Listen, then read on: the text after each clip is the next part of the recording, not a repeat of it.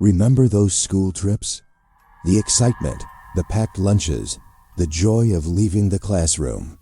For most of us, they're cherished memories. But what if those memories aren't entirely yours? What if something came back with you, wearing those memories like camouflage? Today, we're excavating school excursions that went horribly wrong, not from accidents, but from destinations that were never on the itinerary. Classes that boarded buses to museums, but arrived at locations that don't appear on maps. Teachers who returned with different numbers of students than they left with, but nobody noticed the discrepancy except the school photographs, which show extra faces in the background that weren't there when the picture was taken. From getting lost in wilderness that rearranges itself to prevent escape, to facing dangers that weren't unforeseen, they were waiting.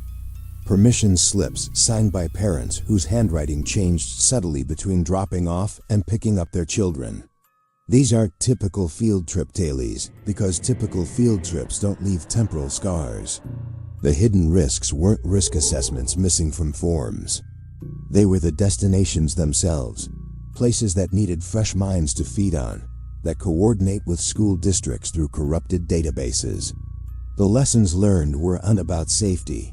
They were about which students could be harvested without families noticing the replacement. Educational outings don't become survival situations.